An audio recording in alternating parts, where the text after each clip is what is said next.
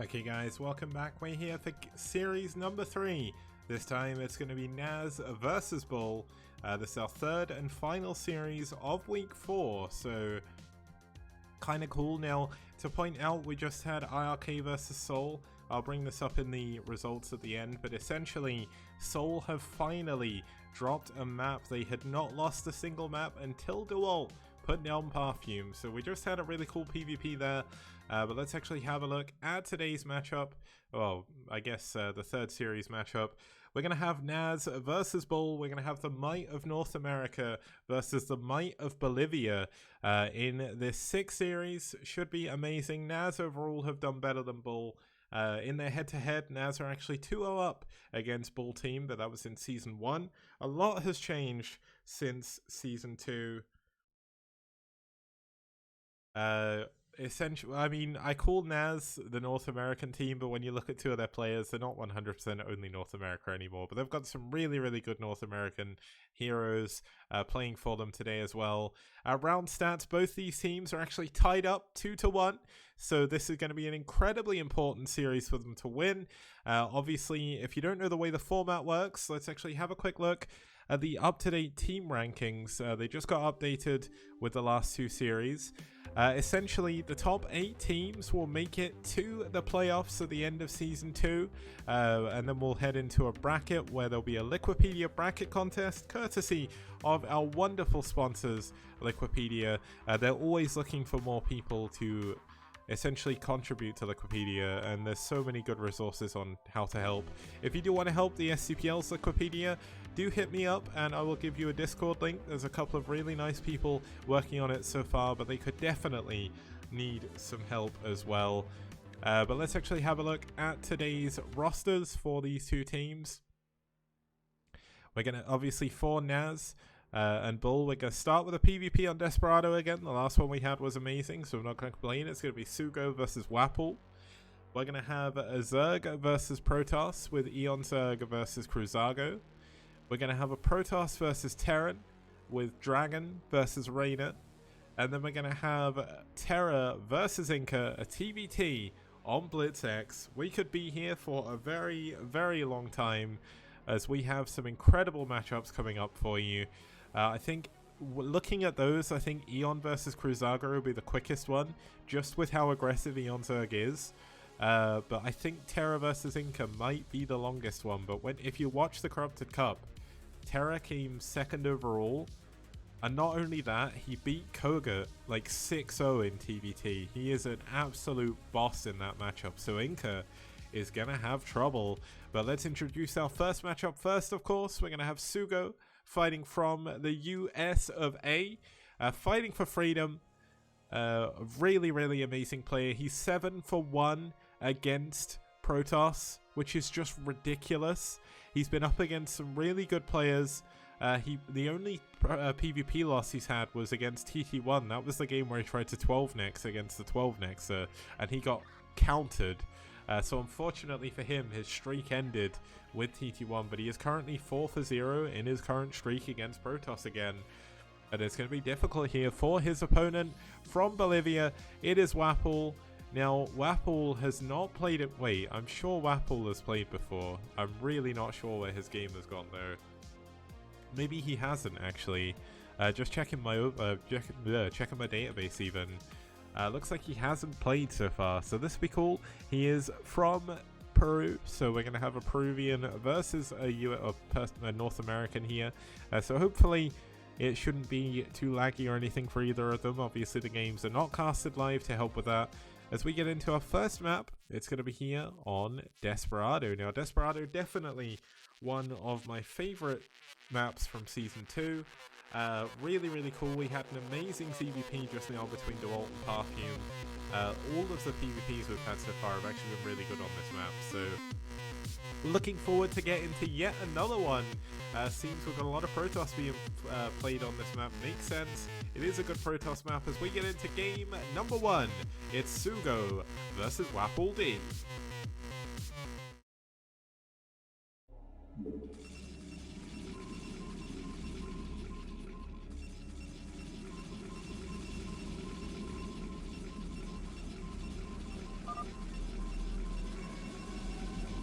Okay, starting off in the top left-hand corner, we have in the dark navy blue, fighting from the US of A for NaS, it's Sugo.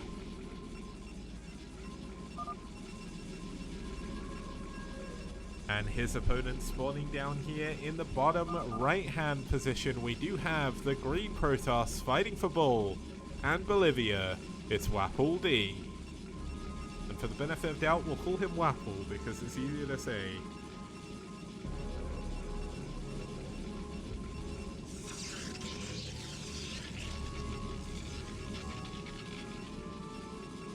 A professional game, chat.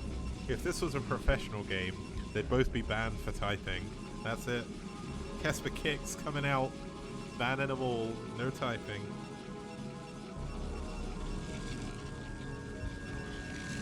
Certainly, the STPL is known for its weird maps, but they lead to some incredibly good games, so I definitely cannot complain. And I even got a shout out on the Pylon show by Grant the Ant himself, or Grant the Ant even, Grant the Ant, that'd be amazing. Grant the Ant himself for my encyclopedic map knowledge of every Brood War map ever released, so in the pro scene anyway. Yeah, team leagues. I think team leagues with standard maps are kind of boring because you want to, especially in like a best of one format. Like if it was best of three, I could imagine having more standard maps would be better. Yeah, okay, I can't complain the guy choosing the maps. That makes perfect sense. But essentially, I think in a best of one, having more interesting maps leads to more interesting strategies. We have incredible games like Radley's ones. Obviously, I keep bringing up Radley's games because they were so good, but we've had amazing games as well. Perfume versus DeWalt just now was really, really good. DeWalt going for a 12 next, managing to make it work and winning later on. Yeah, let's have a look at the builds. Obviously, both players going for gas into core, so not really any changes there. Both players not opting to skip the Zealot either. Now, Sugo is sending a probe out in a hidden direction, so he's not going to go straight forward. Maybe he's going to try and proxy something. That could be pretty good. Obviously, both players only just now figuring out where their opponents are. Sugo with really good micro, nearly blocking the probe out, but unfortunately not managing to do it. Is a little bit of a wider ramp. Yeah, Radley nukes on FS. He beat Terra with nukes on ladder. That was a really, really sick game. I was watching Terra stream for it, and Terra, like, it went to like 50 minutes or something. The whole map was mined out with a center base, and Radley kept nuking, so Terra couldn't take it. It was really, really cool.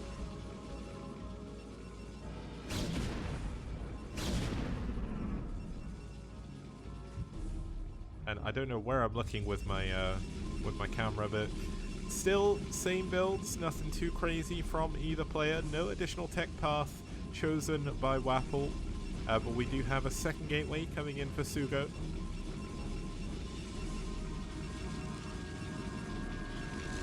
And yeah, Ariador pointed out about nukes on FS. You can actually drop ghosts behind the natural mineral lines in the cliffs, so really, really good. It's very rare you get to see that, but when you do, it's cool. I'm just kind of glad we don't have blue versus light blue this time, so it's definitely going to be a little bit easier to see Dragoon versus Dragoon fights.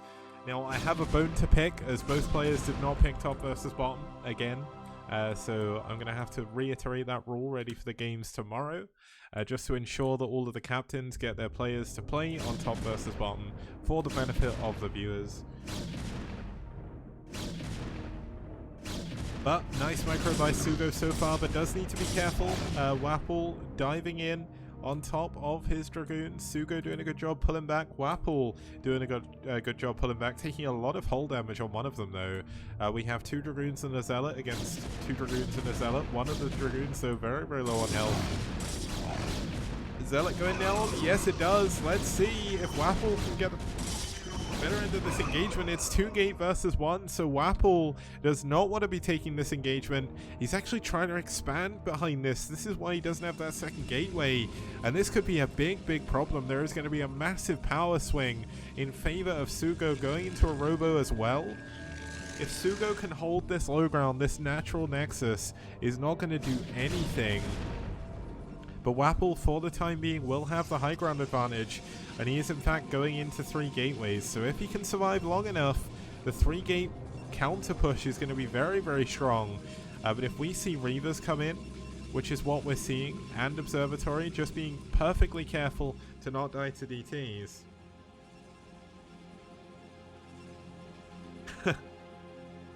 And that is true. Although we had top versus bottom last game, just answering Invidentia, saying I might have the longest losing streak of all time with making people play top versus bottom. But here we go. Sugo has seen Wapple's Nexus. He doesn't need to attack it with all the Dragoons. He just needs to essentially stop the mining. And this is 400 minerals that are doing nothing for Wapple right now. But look at this, Wapple coming in from the high ground, going to be able to snipe one of these Dragoons. Really nicely done, but nice pullback from Sugo, 1 hit away from death. That was a really nice little bit of micro there. Now Sugo is the one hiding a probe down in the bottom right, or bottom left here. Let's see what he's planning to do with it. Using the high ground to his advantage once again. Wapple pretty good with his Dragoon micro. Looks like the probes have been pulled. He's going to try and break down his 3-game production. Hasn't come in yet. This could be a massive error, and there is going to be a shuttle coming across the map soon with a Reaver in it. He just wants to save his Nexus. He's doing a pretty good job trading so far with the Dragoons. Only a Zealot and 2 Dragoons remains, and Wapple has done a very good job pulling his probes there. But now he is in a little bit of trouble. Here comes 2 additional Zealots. The shuttle isn't out yet though, so luckily enough for Wapple, he's going to have a little bit more time to defend against a possible Reaver here. But we've got second gas coming up, Obs coming up as well, and support bay, no Citadel. So we're going to go into a DT drop here, I think, for Wapple. Obviously he doesn't have to, he could just go for Storm. But definitely going into DTs behind this would be quite a strong play. Unfortunately, Sugo already does have observers, but I mean, Wapple is up a base now. He's got 2 base mining. They're even on probes, but it definitely favors Wapple at the moment because he's obviously got better mining saturation. Now, what is Sugo waiting for? Why did he go for a... Oh, okay, so he went Reaver Shuttle. He's going into another Reaver. So he's going to drop with double Reaver. That is obviously going to be very strong. Now, Sugo is hiding 2 probes in the top left or the top right and bottom left for some reason. I think maybe he's scouting for a shuttle coming around. Obviously, the other one could go into the main and look to take that base a little bit later on, but I'd definitely give the edge to Wapple still, as long as he doesn't take too much damage from the Reaver. I think he's in a very good spot, but can he hold his front? He has, let's count the Dragoons quickly, 11 Dragoons against his opponents, I think about 7. But can he hold on against the Reavers? Now, there's only actually 1 Reaver that got brought up with this, so it's not a massively powerful force. And here comes the observers for both players. Let's see if we can get a little bit of a snipe off. Oh, looks like Wapple's going to lose his first observer. No! Getting it away with 1 health, super important. But he does see the shuttle. He knows there's a Reaver there now, and he is going to have to move back ever so slightly.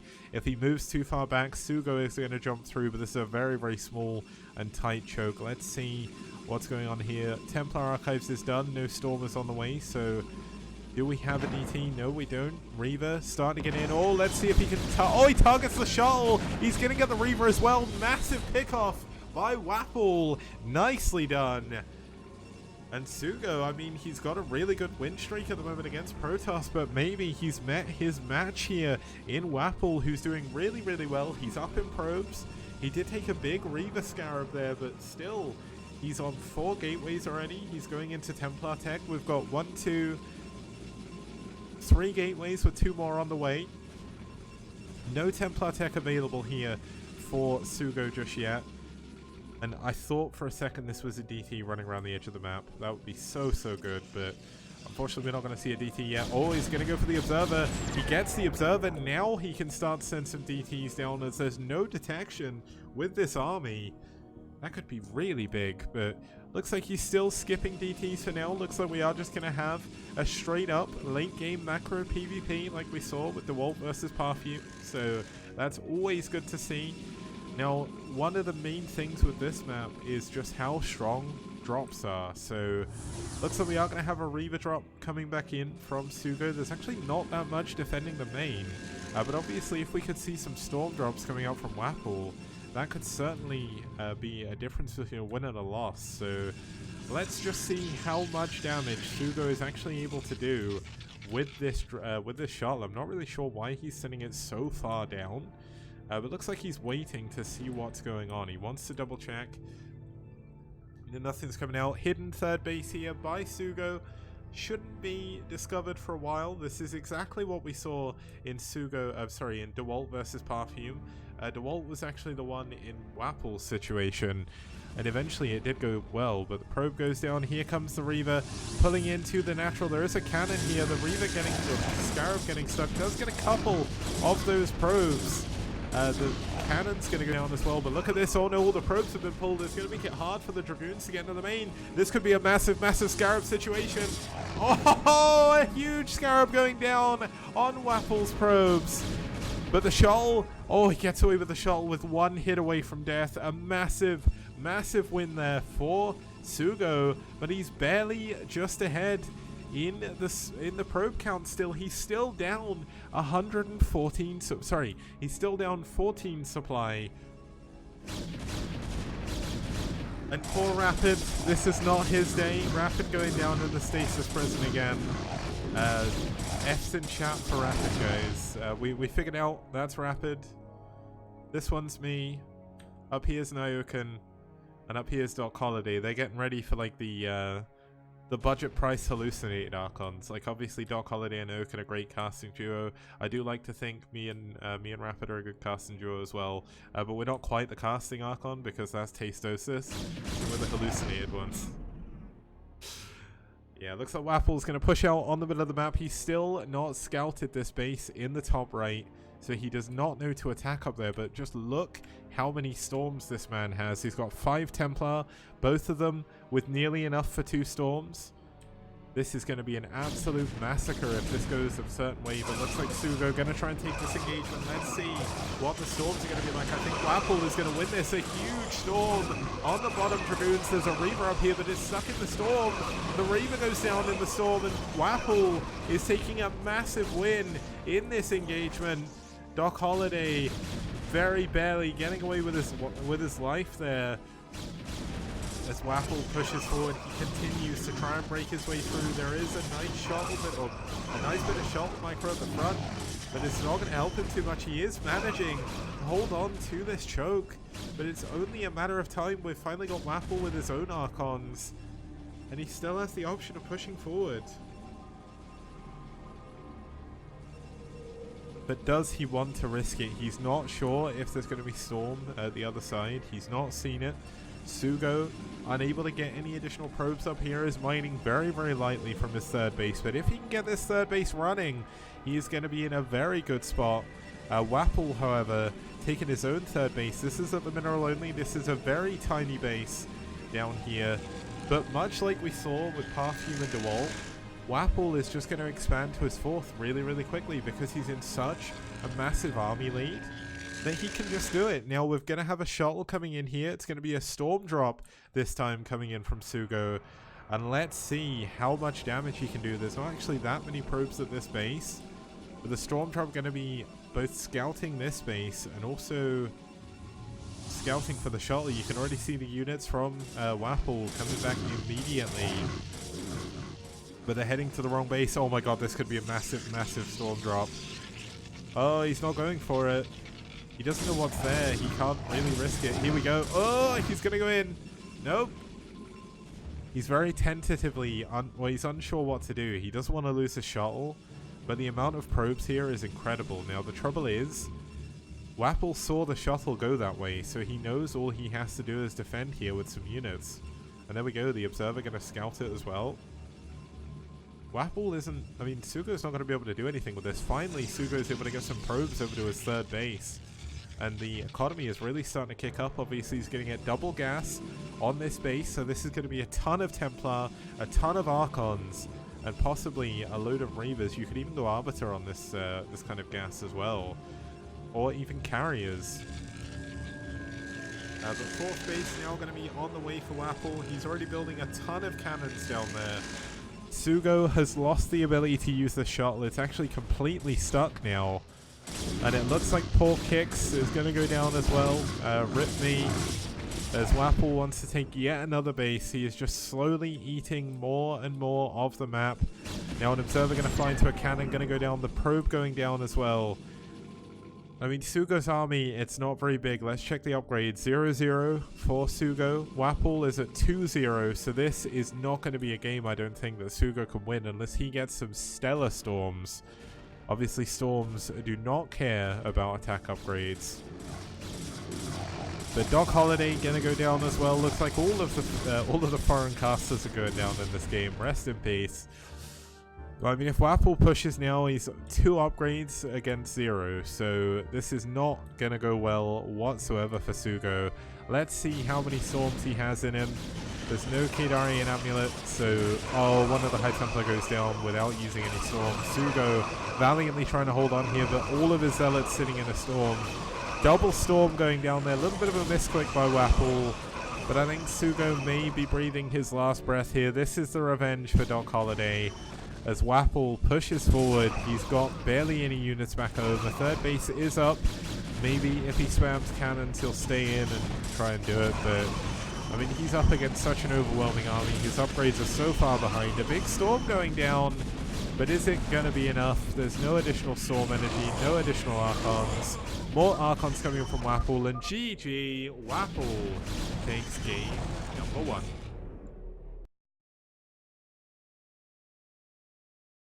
Okay, that was a pretty sick PvP, sorry.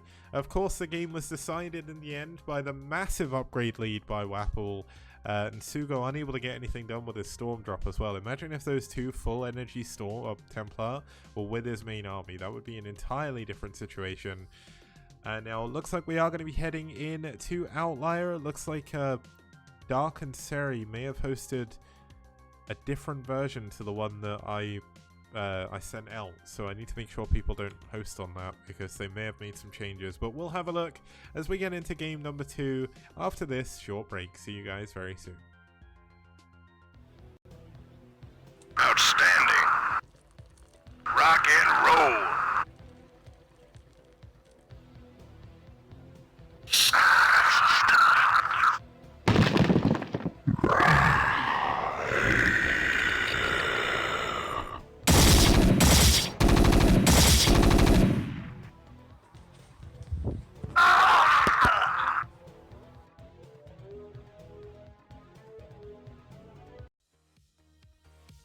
STPL does. Bio TVP. Wow! You got it. STPL does. Mass Scouts? No problem. Broadcast 3 nights a week on Monday, Wednesday, and Friday, 2100 CEST.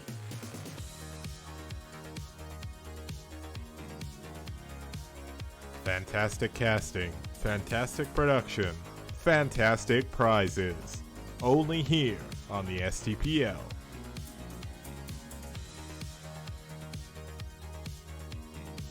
Did you know Reavers could be this radical? How did these lings even get here? All I know is that's one dead base. STPL does. Wraiths, Valkyries, Carriers, and Corsairs. Forget about it. You won't see that anywhere else. STPL does. STPL does. STPL does. STPL does. STPL does. DT's doing game-ending damage? Name a more iconic duo. We've even got Carriers in PvZ. How amazing! A global team league on the scale you've never seen before. Don't see this in BWCL, STPL does. All that and more only on this amazing 64-bit STPL. What BWCL don't. Impressed? I know I am. Why not support us on the link below? Patreon.com. Okay guys, welcome back. We're here for NaS versus BuLL, our final series of today. We're going to head into game number 2. We're going to have a fan favorite up against, as soon as I've actually added the win from the previous game, Apple obviously took that. We're going to have a fan favorite against maybe a little bit of a more unknown player. But should be cool to see how he stands up here against the one, the only, from Belgium. It's Eon Zerg, also known as the Coach and Bane. He's got an incredible win record in the STPL. 79% of his games were wins. He's 7 for 1 against Protoss. And also, he's ranked 6 overall in a tournament with some incredibly good players in that is so hard to do. And, I mean, Eon Zerg is just a boss overall. He's had 19 wins overall as well, so absolutely crazy. His opponent going to be, for BuLL, it's Cruzago. Now, I need to add Cruz's photo. If I know there's a lot of BuLL people that watch the, especially their clan leader watches the VODs quite a lot. If you hear this, I'm going to sort his photo out after this. I forgot about it. But he's got a 60% win ratio himself. He's played against some really, really good players. He did beat Radley in that game where he was getting nuked to hell on Neo Arkanoid. So really, really strong player. We've not seen too much of his PvZ. Only seen 2 of his games. He lost to Ariador and beat Haven. I mean, that was over a year ago now. So those games, they're not really a current measurement of his current skill in CVP. So let's have PvZ even. Let's have a look at our second map here. It's going to be on Neo Outlier. Now, wait. Oh, okay, it's not Eon Zerg, it's Seriosity. I thought there was something weird going on. I'll quickly sort that in a second. But essentially, Neo Outlier, a 3-player map. Pretty much. It's kind of normal. There's some bases around the edge of the map that you can get to by breaking down temples. Yeah, Seri was playing Zerg for this game, so it is a ZVP. Looks like... Wait, was Seriosity in the thread, or was it Eon Zerg in the thread? Oh, it says Eon Zerg in the thread. I must have not noticed and not updated it, but yeah, it's fine. We'll sort that out as we get into the game. But essentially, should be pretty cool. There's a really, really cool ZVP map. Obviously, Protoss have a massive advantage over Zerg at the moment. But Seri can see if he can add another win for Zerg here. It's going to be his... It's kind of his off race, but it's not. He's like Dragon. He plays ZVP instead of PvP. So let's get into the game and let's find out who's going to win.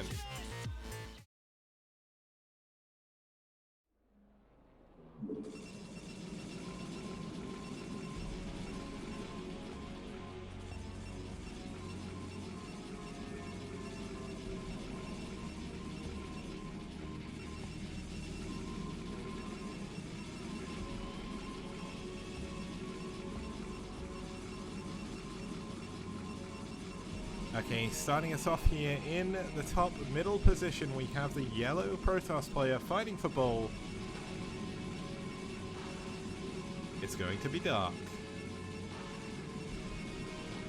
Oh, they both subbed. Okay, this is even more confusing. Man, I hate when players sub and I don't realize. I'll just fix this.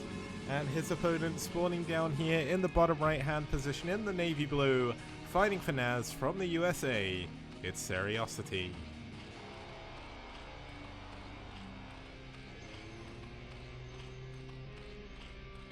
Okay, we are good to go. I just need to add the colors in, and then we're in a perfect position.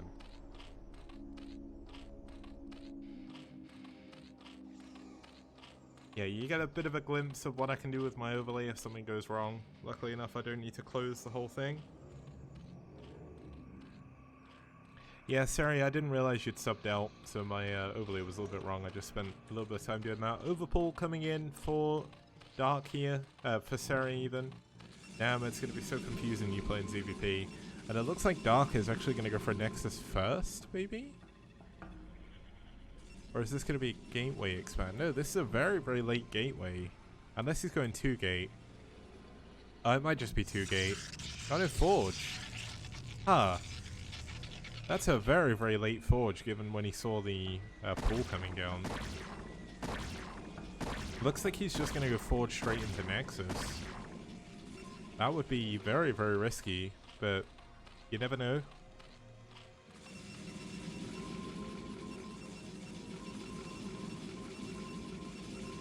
Dark, of course, Bolivian. Most of BuLL are. They have a couple of Chilean players now in, well, they have Cruzago, who's Chilean, and I think they have a Peruvian now as well, because Wapple's Peruvian. So, looks like we are going to have that Nexus being blocked. Dark with a really weird build. Oh my god, he loses a probe to a drone. That's not something you see every day.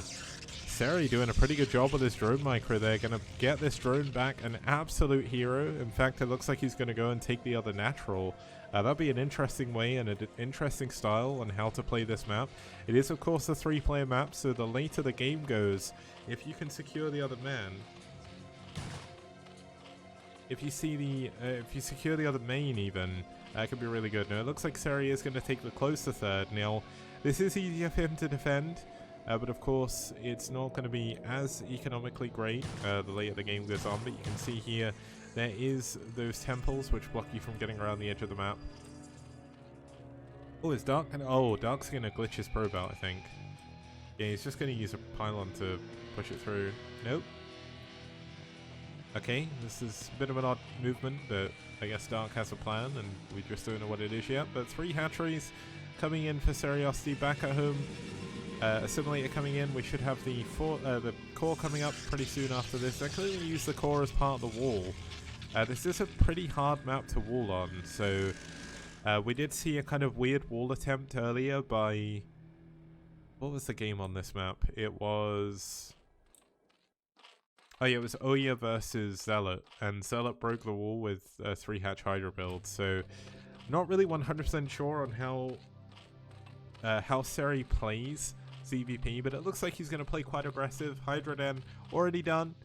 9734 definitely a possibility from here.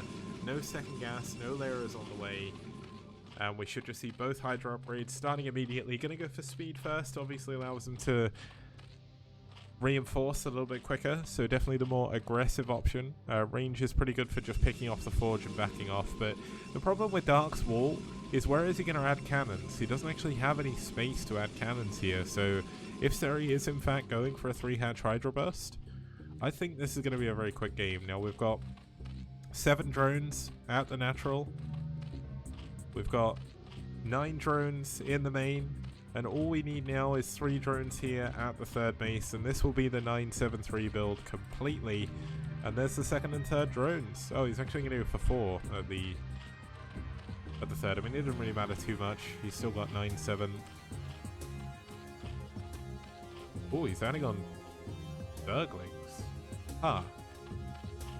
Okay, going in with a few Zerglings wouldn't necessarily be a bad idea. I guess it's because he knows he has to defend against these Zealots.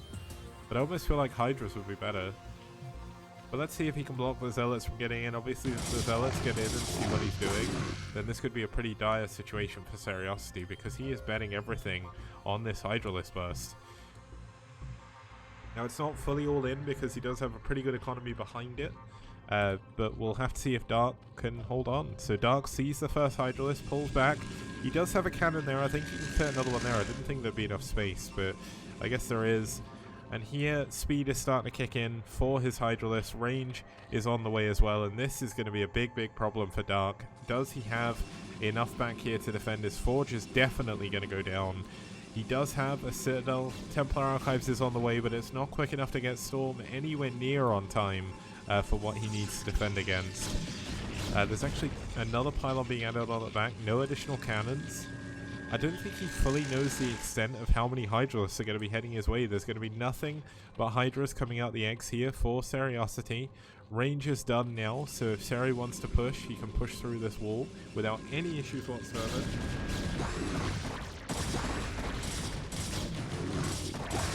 And here we go, Seri breaking his way through the forge. There's only a single cannon left. And if this forge goes down, that's it. And he's going to have no more cannons. The Zealots come out, trying to dive on top of these Hydras. Nice micro by Seriosity, keeping them alive for the time being.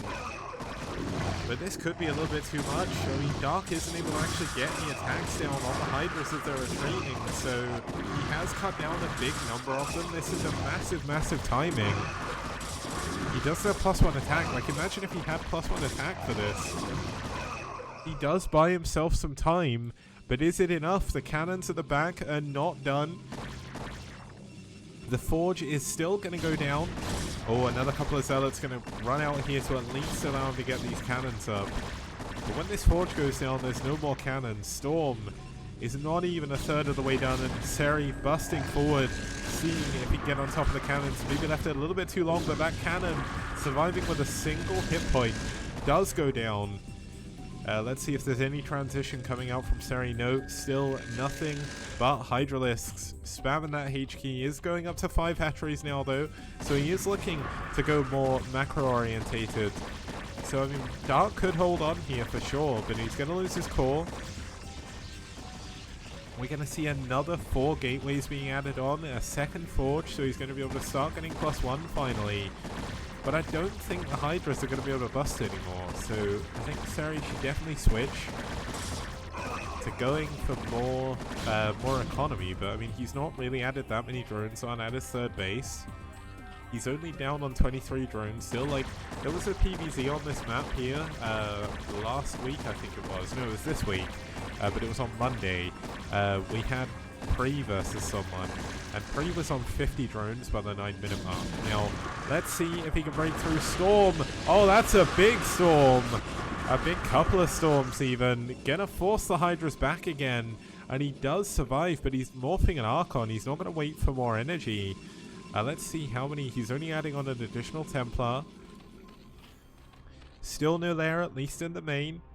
No lair at the third either. He is going to go into a second gas, so it looks like lair is going to be on the table soon. But Seri definitely did not do the kind of damage I think he was expecting to with that attack.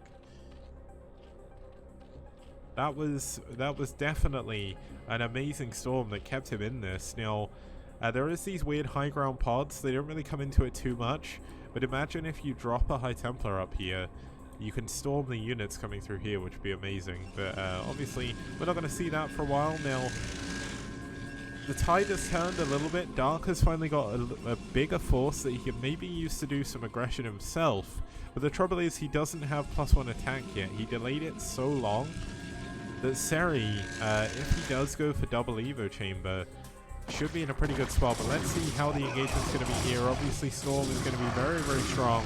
But Templars are very, very slow as well. So Seri's going to be able to get away. But that, of course, does give Dark the advantage. He's going to be able to push through and maybe push down through this middle bit.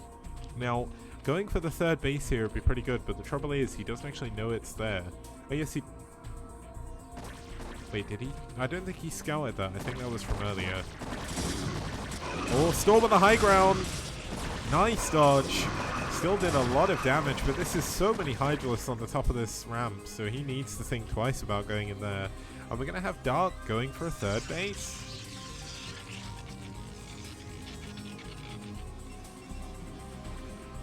Now some Hydra is going to move their way all the way around the edge of the map, see if they can get some counter damage done. Losing one of the Hydras in the process in the middle, but he will scout that there's a third base coming in. Lair is finally done. Is there going to be a Spire coming up? No, Evolution Chamber there. So he's gone Lair Tech, but he's not actually opted to go for any actual Lair buildings. So let's see how that's going to pay out for him. The Hydra's coming in at the back. Looks like I just about missed the Storm. But the probe does go down. The Hydra's getting stuck. That's unfortunate. Needs to get them away. Does, but loses a lot more than he needed to. And Dark is now in a very, very good spot. He's up 40 supply. Obviously, Protoss is expected to be up in supply at this stage in the game. But looks like the Hydra's trying their luck again, seeing if they can get a couple of Templar snipes. The hold position Zealot taking like 20 million hits and not dying, because that's Protoss for you. Third gas is coming on the way now. Are we going to see a quick Queen's Nest from Seriosity here. Obviously the big queen user is definitely Eriador, but queens, especially from this position, could be pretty good. Looks like we had a little bit of an engagement in the middle, trying to split Hydras against an Archon. Did lose quite a few of them, but does knock out one of those high-tech units. Okay, second Evo Chamber on the way, gonna go in for double upgrades. Gonna benefit him in the long run, obviously. Lurkers are coming on as well. No fourth base attempt yet though, and the fact there's no lair tech is kind of interesting to me, because if you're gonna go for lair, you may as well build some lair building. Like, I know you don't necessarily need Scourge because they haven't gone Corsair, but a muteless switch here would be very, very powerful, but you just don't have a Spire to be able to do it. Now it looks like the Hydras are going to push forward again. Let's see how much damage they can do. Obviously they're going to be pretty good at trading with the Zealots for now, especially he's got +1 attack now, which makes it a little bit harder for the Hydralisks, but definitely an engagement he can still win. Now there is going to be a Zealot moving over here. He's finally going to scout that there is a third base down here. Super, super important. I think he saw the hatchery there ages ago, but he's not really seen how many hatcheries that Seri actually has. So very, very important scout there. We've got more pylons at the back to help support these cannons. In the main base, we are going to finally see a Robo coming up. Observer's going to be super important. Reavers could also be good against an opponent who is going for Mass Lurker. Yeah, Seri has got a ton of drones now. He droned up a lot. He's now at 51 compared to the 29 he was on earlier. Now there finally is a Spire coming in. Now still a muteless switch, despite the fact it wouldn't be very well. Well, I mean, I don't think Dark could imagine there'd be a muteless switch at this point. I think he's being prepared because he's adding cannons to all his mineral lines. Realistically, like, these High Templar are still incredibly, incredibly undefended. So if he can get in with a large swathe of Mutalisks and break through, I mean, that's going to be Dark's high-tech units gone. That'll be massive if he can do that.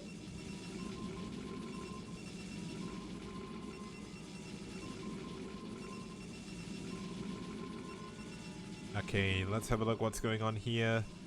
Looks like we've got Dark pushing forward through the map. Seri is going to move to try and intercept. He doesn't actually have that many Hydras right now because he did spend a lot of his money on drones. But with this Lurker field, it's going to make it very difficult to push through. Nice spread on the Lurkers as well. Going to make it very, very difficult for him to storm, or for Dark to storm twice. But looks like we are going to have that fourth base definitely going down if Dark sees it. Now let's see. He does see the creep. Oh, he's not actually looking at the creep. Now, this Dragoon eating up all of the... Oh wow, is he just going to go for a big bust? There's no Observer here. Surely you just lose everything. Now, okay, here we go. Finally the Observer. He gets through a lot of the army though. The fourth base survives. More and more Lurkers coming in. The Observer. A brilliant spread by Dark's army. This is a massively good engagement for him. Storm finally going down on some of those Lurkers. A big Storm on the Hydras to the back. Another great Storm. Dark's Storm usage in this game has been absolutely stellar. And Dark has actually managed to break through. There's not a huge ton of Sunkens or anything back here either. So if the third base is broken, I mean, Dark's going up to a fourth. He needs to kill that Lurker. There we go. He does storm it just for good measure. He's not got that many offensive units anymore, but he's still got a good few storms. Has he got Kadarian Amulet? He must have, surely. Yes, he does. And GG, Seri taps out. Dark takes game number 2. Oh, my bad. Sorry. You know what? What we'll do, we'll go back a little bit and we'll watch that counter. Obviously, we know the outcome, but that's where all of Seri's units were. Okay, that makes a lot more sense. Let's speed it up a little bit. We'll have a look at why the counter didn't work. Now, there was a High Templar here. Oh my god, the storms. Oh, the storms. Okay, well, that's why the counter didn't work. Unfortunate, but I mean, Seri was doing the best he could. He lost a lot of his units, lost his third base, and obviously that is what ended up giving Dark the win. So really, really well played by Dark. Really well played by Seri as well. I know ZVP is his, like, I keep going to call it his off race, but it is his main race. But Dark Storms, like, Dark has got really good high template usage. I genuinely thought that Dark was going to die to the Hydra Bust as well. He didn't. So really well done. That's going to take us into game number 3 when we get back after this short break. See you guys very soon.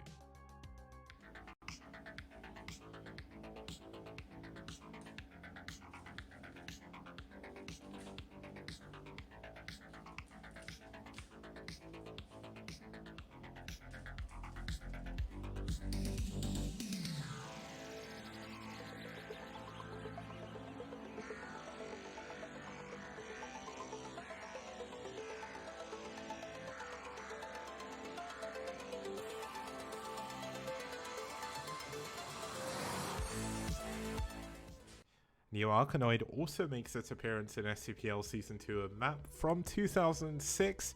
It's from the OGN Star League from back then, one of the early OSLs. And it's a semi-island map. I think one of the first of its kind that got major use after about the year 2004.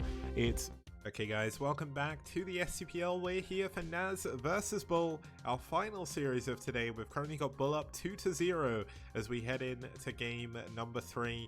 Now, just to introduce the two players, starting us off here, we do have the Canadian Dragon. He is the captain of NaS, and he is a brilliant player. In his last 10 games, he's won 9 of them. He's 4 for 2 against Terran. He's got a 75% win rate overall and is in the top 10 of the ELO rankings for the STPL. A really brilliant Protoss player from Canada. Looking forward to seeing how Reina here, our Bolivian Terran, who is equally doing very well. He's obviously not as high up in the rankings as Dragon is, but he's got a 57% win ratio himself. In his last 10 games, he's 6 for 4, which is very impressive. He is 6 for 3 against Protoss as well, but unfortunately against Dragon, Reina has met him twice before. Both games have been a loss for him. So let's see if Reina can bring this back. We're going to be heading into our third map, which is going to be the more standard map of the map pool. It's going to be New Tornado. Protoss, I mean, Terran are up 6-0 on this map so far. The Protoss players have not been having the best luck. We have had some like pretty one-sided matchups, but still, hopefully we're going to see Dragon come up with something here to bring Protoss back on the table and bring NaS back on the table as well, because obviously if Reina wins this game, BuLL will take the series. So let's see, as we get into game number 3, it's Reina versus Dragon on New Tornado.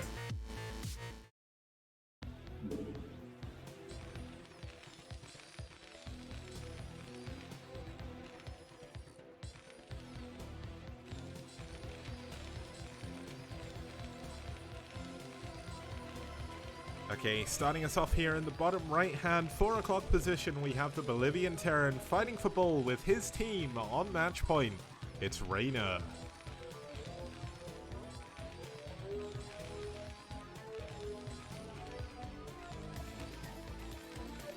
And his opponent, starting off here in the 7 o'clock position, we do have the Black Protoss fighting for NaS. It's their captain from Canada. It's Dragon. Now, I'd just like to say a huge shout out to all of you wonderful people watching in chat. You've actually helped make the highest number of viewers the STPL has ever had. We went up to a peak of 190. I think my highest peak before then was 182. So if you've got any friends who want to watch as well and they want to see some foreign Brood War, this is the place to be right here, right now. The STPL has been growing steadily throughout Season 2 as well. I'm really glad that you guys seem to be enjoying everything.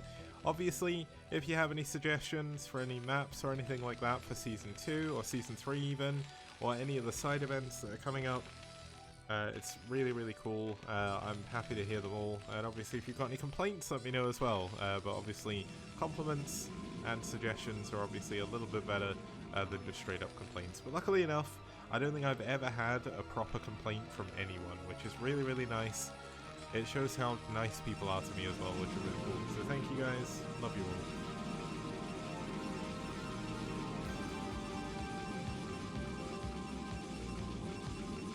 Okay, so what's the plan going to be for Reyna here? Reyna is going to wall off, which is obviously going to help him. That is a Zealot type wall, and it's a Dragoon type wall obviously, and nothing's going to be able to get into his base. So he could go for a 1 base drop play here if he wanted to. He does have his gas starting to mine now. We'll have to see when he pulls his SCVs off.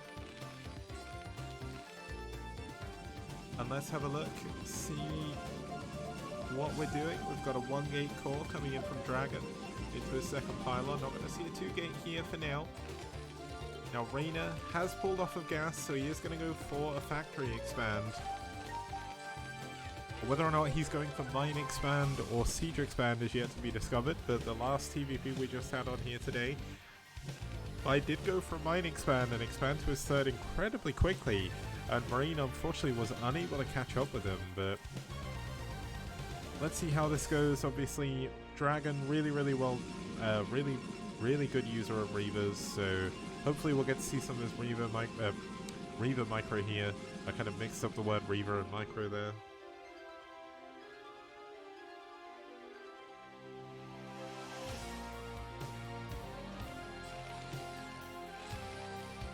And this is the kind of stage where if I had Rapid here, would be making like funny jokes and stuff, but essentially, like, this is a perfectly standard game. Everything is as you would expect in a PvT. Luckily enough for Dragon, he is going to be able to block this SCV. Oh, it's going to get in the main. This is a pretty big move. Oh, and dodging the probe as well. Nicely done by Reyna. Getting this scout off on the gateway count and seeing range is so unbelievably important. Now, he is going to see there's no third pylon just yet, but it is a little bit too early for that. And obviously, he's not going to see this Nexus that's coming up either. So a little bit unfortunate for Reyna, but Reyna should know that he's in a pretty safe situation for now. He's got his his CC coming up on the high ground, not going to bunker expand. Bunker expand behind a siege expand is definitely more common these days. But looks like he's going for siege before a tank, so he really does want to get that siege out as quick as humanly possible. That depot coming in. Where is his tank? Oh, he's supply blocked now, so he can't build any additional SCVs. Looks like he delayed this depot a little bit too much. He definitely should have gone tank first. I mean, luckily enough for him, he's only up against 2 gates and only after a Nexus, because if he was up against 2 gate pressure, his wall would be in a lot of trouble right now.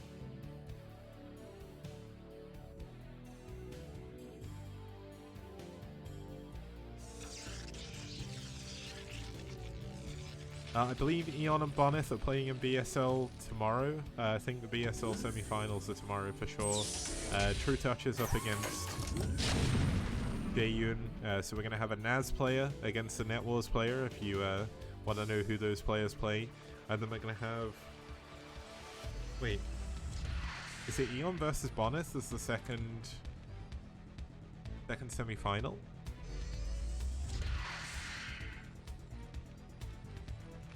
You know what, funnily enough, like, I'm not 100% sure who the second semi-final is. Yes, Boneth versus Eon Zerg. That's going to be tomorrow, so... Boneth obviously playing for Seoul now, and Eon Zerg playing for NaS. Eon Zerg was meant to play in game number 2, but he subbed out with Seri for some reason, so that was a little bit unfortunate, but obviously Seri doing a pretty good job. Obviously, BuLL still up 2-0, so it's all going to come down to this game.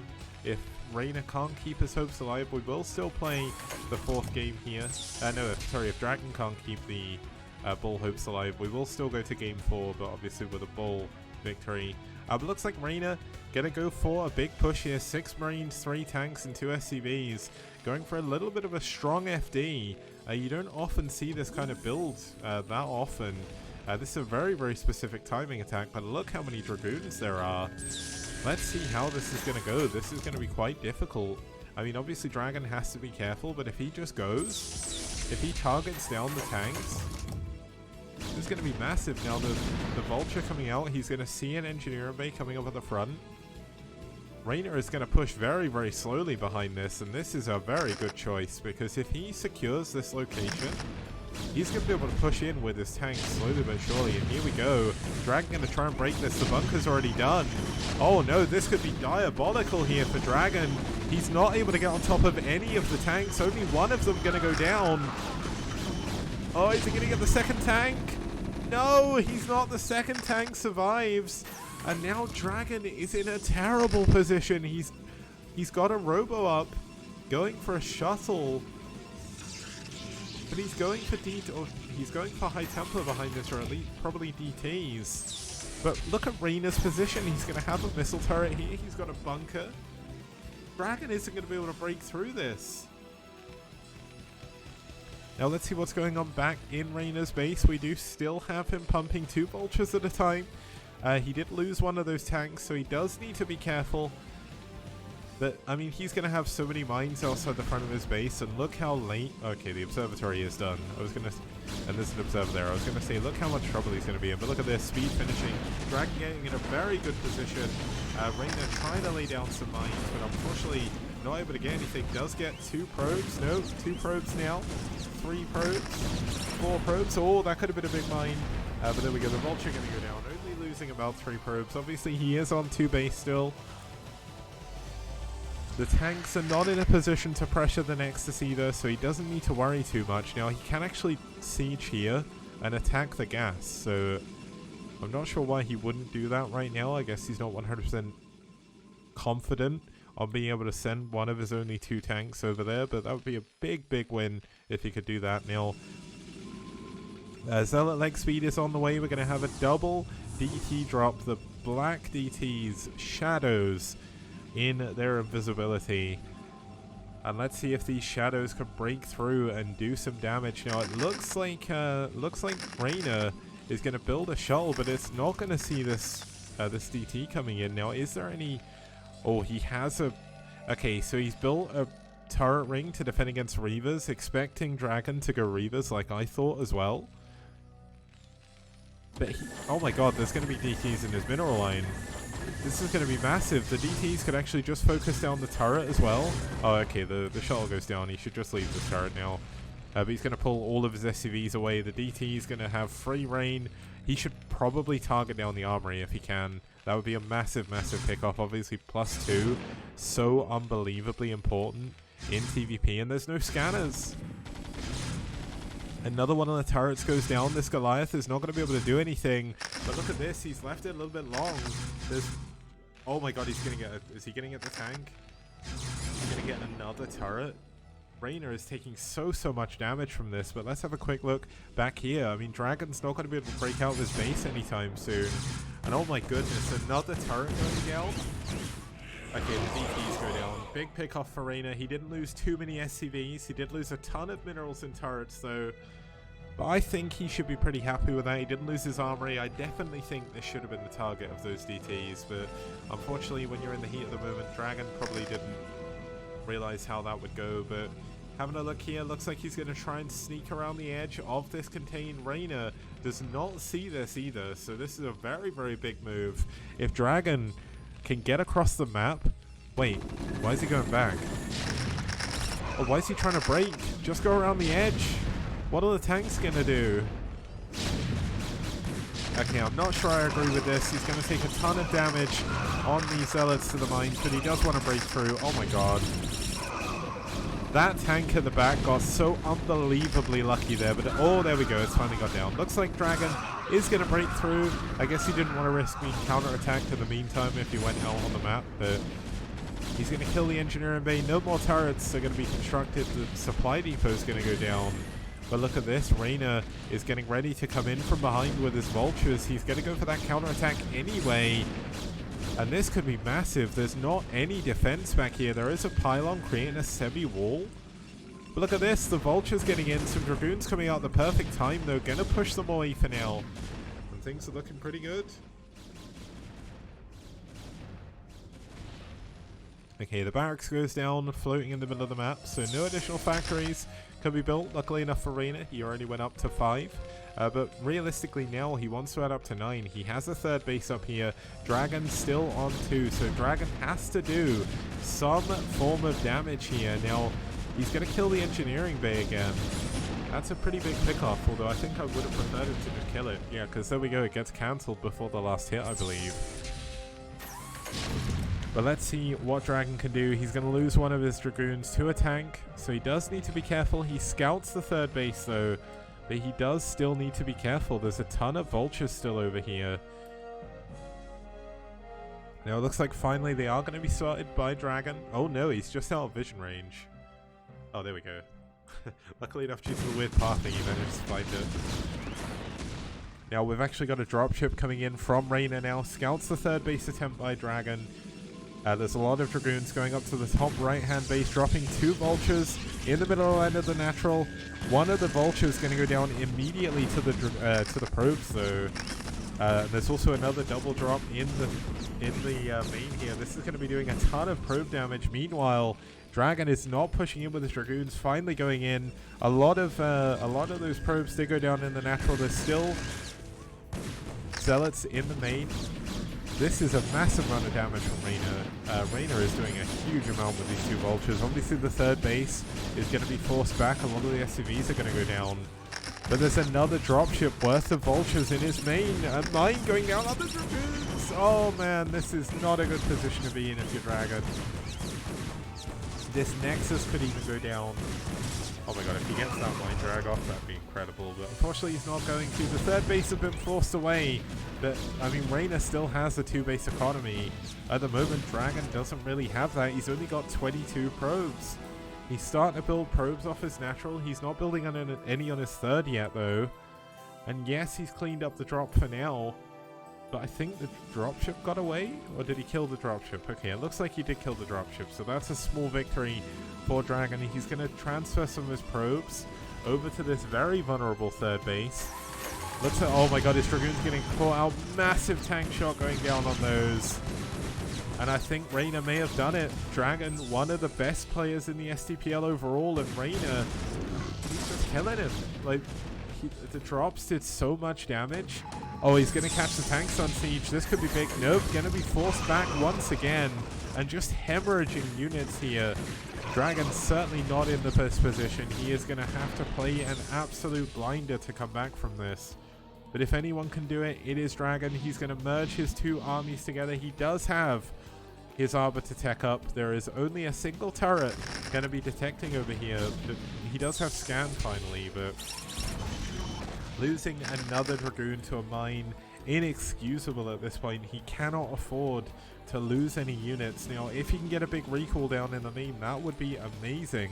But there is a good number of mines, at least in that one specific area. Okay, there is a vessel here as well, so he does need to be careful.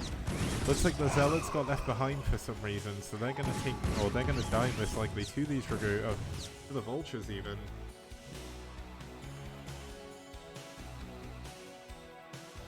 Around 12:30 for me. Oh yeah, thank you. Yeah, I'll catch the damage in the main and natural. I don't know if there was like a big mind drag with it or something. Oh man, okay, 12:30, we'll go back to that afterwards. But looks like another drop going down in the main, more and more probes being killed. Looks like most of them actually transferred away this time, which is a benefit. But look at this force from Reyna. Wow, he's actually pushing forward without his tanks. Tanks getting a little bit caught off guard, some of them taking a different path as well. But can Dragon hold on against this army? Let's see. The Dragoons are at the front, the vessel still there. A massive tank shot going down on those. A good D-matrix on that front tank as well. And it looks like this could be the dying breaths of Dragon in this game. Because that is not a position that Dragon wants to be in. He's lost most of his units. The Arbiter goes down as well. No stasis field will be ready anytime soon. And this third base is 100% going down. There is unfortunately not much left in this game for Dragon. Obviously, we will still go to a game number 4. There was a stasis at the back at least, but that's not enough. GG. Dragon taps out and Reyna takes game number 3. Now, that all does go back to that big drop. I'm going to quickly rewind to it just to have a look, and then we'll go back and look at it because it was an amazing drop. Now, Looks like, yeah, the dropship came in about 12:15, so let's go back and we'll watch what happened once again. It's always cool to see this kind of thing. Where is the game screen? Here we go. Now we had the vultures dropped off at the natural. We had the vultures dropped off at the main. Let's have a look at the probe count throughout all of this. He's down to 43 from here, but... Okay, so we went down to... Oh, that was a big mine. Okay, I'm sorry for missing that before, guys.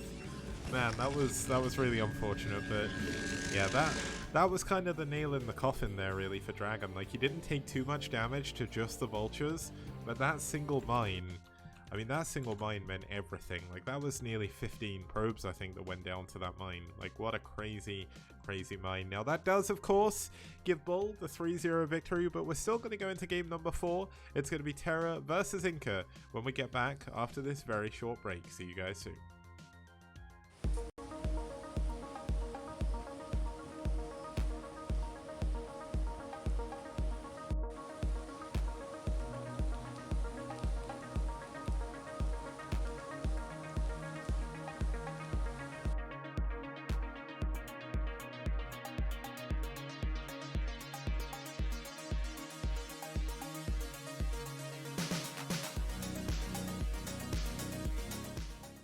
And people like Kix, for example, who has an encyclopedic knowledge of every map that's ever been released on StarCraft. And he's a map man! Skibidi-bidi-bidi-on-do-do-do. Skibidi-on-do-do-do. Skibidi-bidi-bidi-on-do-do-do. He's a map man! Ba-da-ba-da-ba-dee-da-ba-ba-da-bo. Ba-ba-ba-da-bo. Bee-da-ba-ba-da-bo. Ba-ba-ba-da-bo. Everybody plays one way or the other, so check out my message to you. As a matter of fact, I don't let nothing hold you back. If Kix can do it, so can you. Gooba-dooba-dooba-dee-da-ba-ba-da-bo. Ba-ba-ba-da-bo. Please don't listen to him for maps. Yeah.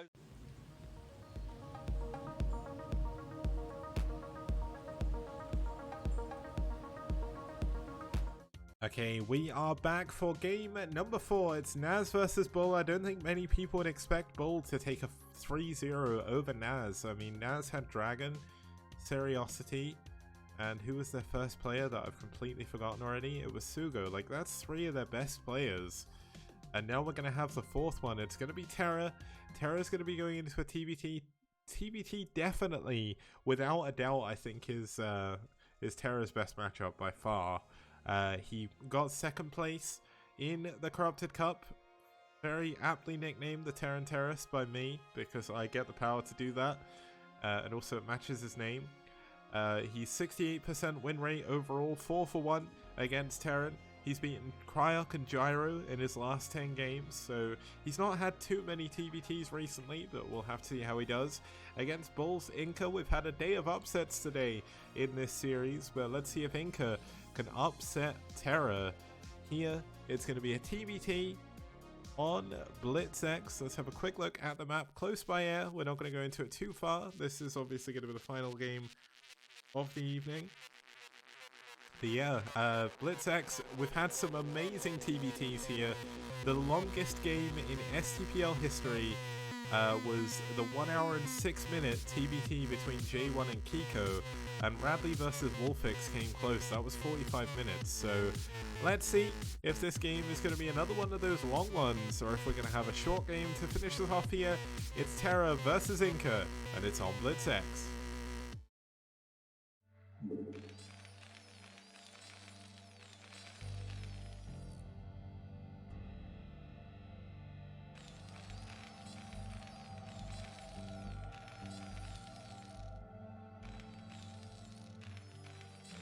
Okay, starting us off here in the top left-hand position, we do have the Orange Terran fighting for NaS from Peru. It's Terra.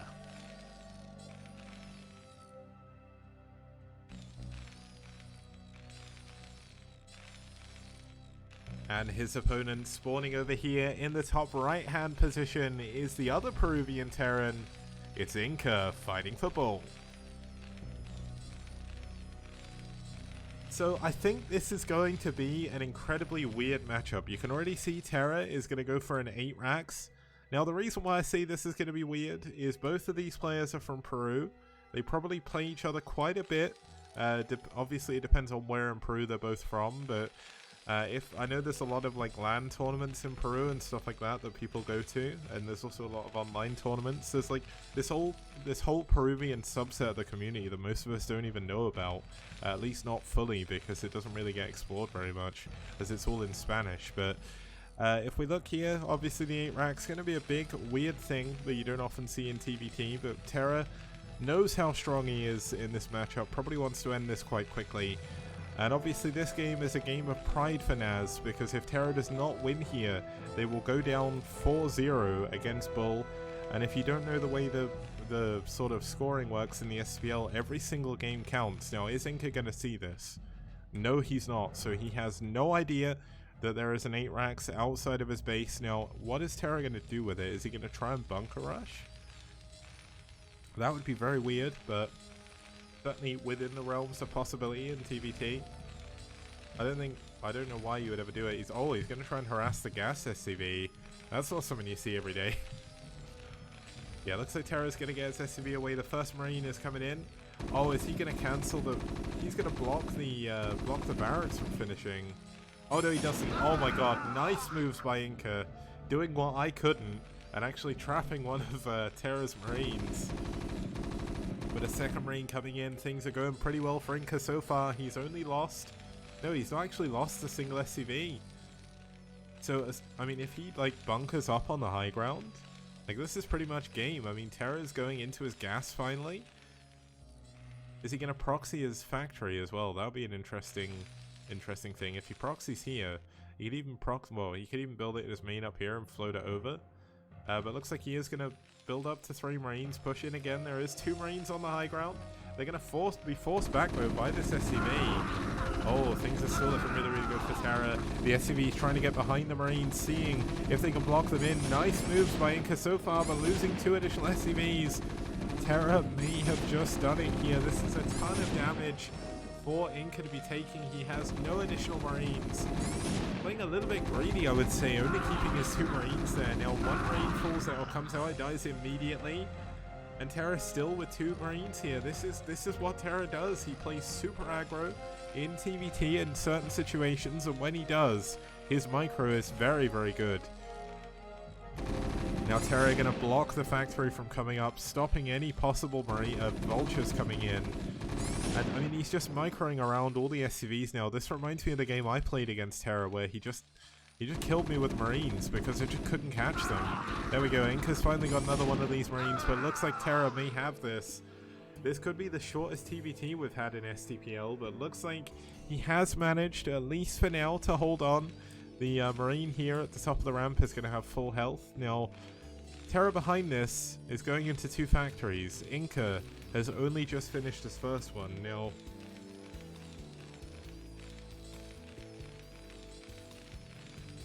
I'm hoping that we could still have a pretty normal game from here, but Inca, he's only on 6 SCVs. Like, he lost so many, he can't afford to mine gas, which is such a weird thing to say. Like, in TVT, gas is so unbelievably important. Okay, that was nice micro, getting those without taking any damage, but without mining any gas, you can't get ahead in TVT. Like, you can't get any additional factories. Like, it's going to be a millennia before he gets enough for a command center. All he's going to be able to do is build vultures, and the trouble is, his opponent's going to be building 2 vultures. And look, the vulture can... Oh, no, the vulture's going to go down. Oh, 8 health. Oh, can he get away?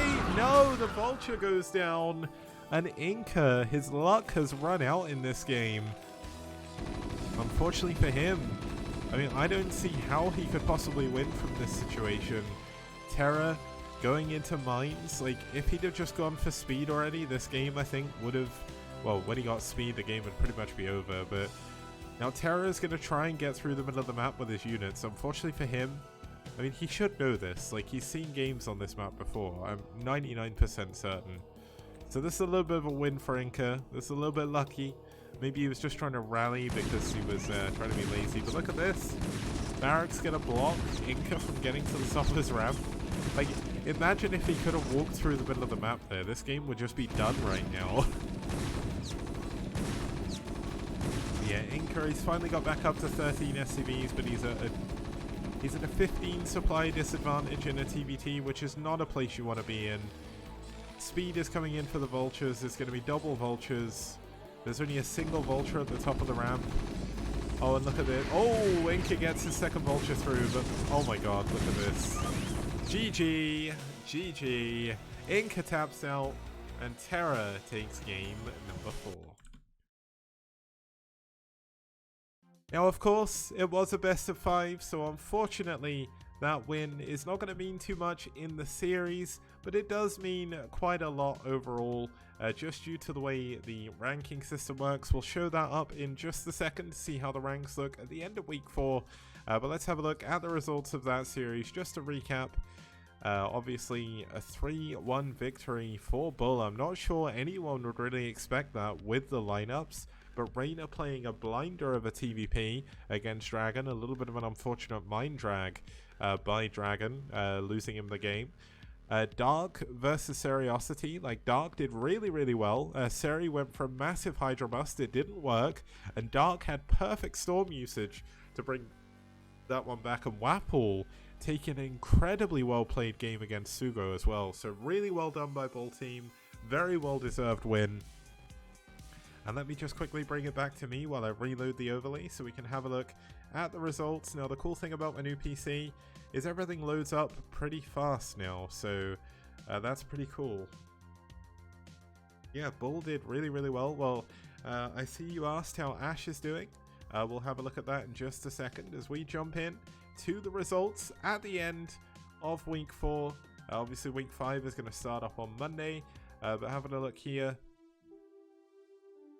At the end of week 4, BuLL team move up into 4th position. NaS drop to 5th, but they are still a little bit further ahead. NaS, as I said, this is why that win was so important for them, because the way the ranking system works is if you're tied for match wins, it checks match losses. If you're tied for match losses, it goes down to game wins and then game losses, and it comes down to the point difference. So you can see Clan Rev and NaS both near 5th position, but Rev has actually lost 2 additional games, so NaS hold on to their 4th, well, they go into 5th, but still well within the top 8. Seoul still at the top of the table, DeWalt managing to give their first game loss with a win over Perfume in a really well played PvP.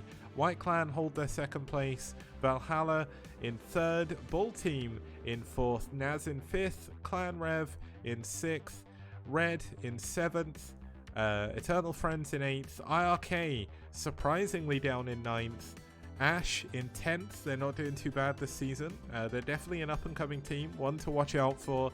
DM in 11th, Nice in 12th, NetWars 4th place finishers of Season 1, 2-time 2nd place finishers in the playoffs. Down in 12th position, matched with Nice, and Psystorm in 13th. The table very close. All is still to play for. 10 weeks remain in the STPL Season 2 group stage, and the top 8 will make it out to the bracket contest, or to the brackets at the end. Just to round off the stream, a huge thank you to all of you that tuned in throughout everything here. Massive thanks. We've hit the highest viewer count we've ever had on the STPL. STPL will be back Monday, Wednesday, and Friday at 2100 CET. We move off of daylight savings time tonight, so I'll get an extra hour awake, which is always good. And we will head in to our next set of games on Monday.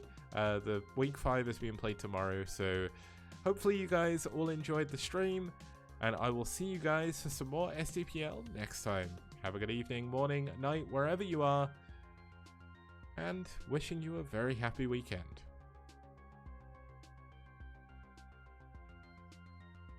Hello everyone, Kicks here. I just recently got a new PC, so I thought I'd make this video finally. Just wanted to say a huge thank you to all of you that are watching, and a massive thank you to those of you that have supported by donating and supporting on Patreon. It means a hell of a lot, and it is an absolutely massive help. I've just added another tier onto Patreon, We've got the $2 tier, which is just for the thank you message on stream. We have the $5 tier, which gives you access to all of the STPL replay files from the very beginning. There is over 1,000... Yeah, there's over 1,000 of them now, and it's growing every single week. I upload them weekly, so if you see some games you want to see from your favorite players, you can gain access to that. Now, I just added that new tier. Essentially, the new tier gives you access to send me 5 to 10 replays of your interesting games, and I will make you a 1 to 2 minute STPL highlight video like the one coming right up.